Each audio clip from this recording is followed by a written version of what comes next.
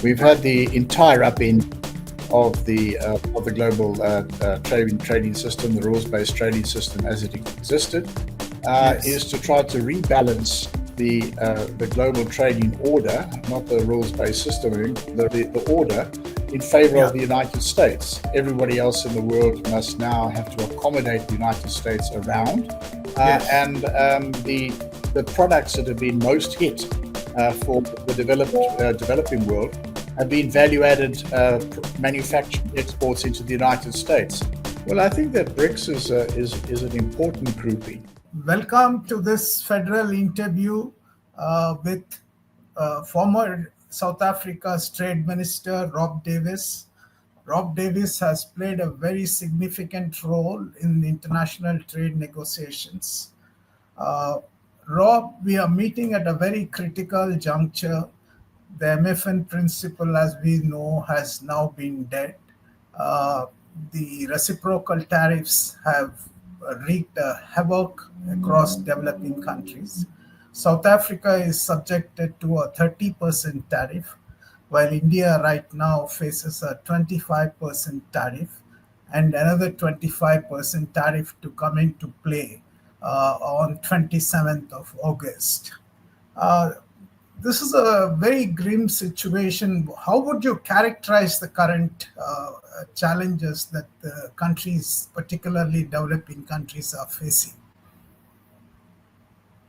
Yeah, well, I think that I would say that there's been, since the first Trump administration, a progressive jettisoning of the inconvenient rules of the multilateral trading system that the global north was at the forefront of crafting during the period of globalization and neoliberalism. And they've been jettisoning them because they have seen competition from important economies in the global south, and they have done it selectively. That was the direction of travel through the first Trump administration. It was continued, I think, with a greater focus on industrial policy by the Biden administration. But now I think that with this new set of measures that were introduced under this new administration, the Trump administration, second Trump administration, we've had the entire upend of the global trading system, the rules-based trading system as it existed. It's not just the MFN principle, it's the US's bindings, it's the application of national security justified measures, which are probably way beyond the parameters of anything the WTO would have permitted. And this has happened by the US, but it's also been tacitly accepted by a host of countries that have reached what are called deals, transactional arrangements with the United States in the face of these tariffs. Right. Rob, I mean, in fact, the whole strategy of Trump's reciprocal tariffs, which are being called as FRP, Fair and Reciprocal Plan, are essentially based on three considerations of transactionalism, unilateralism, and mercantilism, according to the former U.S. Trade Representative Michael Froman. Would you think that this is just a kind of a rupture, or is it part of the continuation of the American trade policy over the years as we have been observing? No, I think that what's been happening is that we are in an as yet uncompleted, contested transition to a multipolar world order. And in this, the US is losing its position as the previous uncontested single global power and hegemon. And I think that what these measures are intended to do, in their own right, but also through the forcing of transactional deals, is to try to rebalance the global trading order, not the rules-based system, the order in favor of the United States. So it's to try to say that the deficit and the loss of industrial capacity is a matter which everybody else in the world must now have to accommodate the United States around. But I think that's the sort of more or less a stated objective. But I think that the other less obvious but still very present objective is that it is to reduce the global South in its relations, trade relations with the US and other relations, to the position of Right. producers and exporters of primary products, because exempt from these tariffs are all of the raw materials that the United States needs. A number of the deals which have been sought in Africa are clearly around access to minerals, and they don't mean minerals that are beneficiated in your addition, they mean raw materials.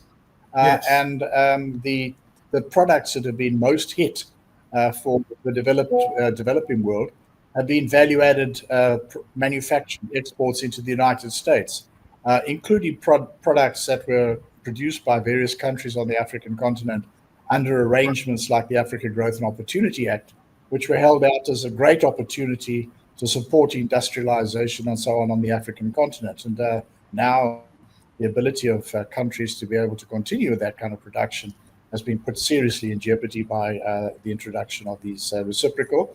But also, I think it's also important to note the Section 232 national security justified tariffs on steel, aluminium, and copper, with pharmaceuticals supposed to come in the list at some stage, and also on automotive products, vehicles and components.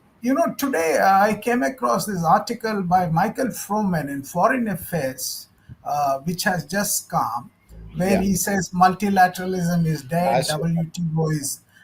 So he's suggesting some idea of open plurilaterals in different configurations and, different networks. Would you think such an idea is really helpful at all? I mean, what does it? What is your assessment on this idea? So I looked at Froman's piece actually, and I agreed with him. In which the multilateral trading system is moribund, I would say.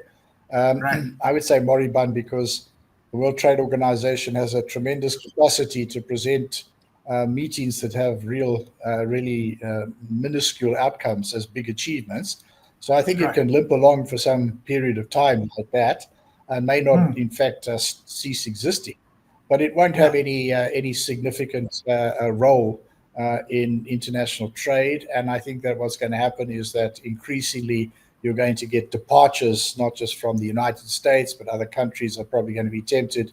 And in fact, there's been some positive examples of countries. India was one, but Indonesia was another, where the disabling of the appellate body was used to avoid rulings against important industrial policy initiatives by those two countries.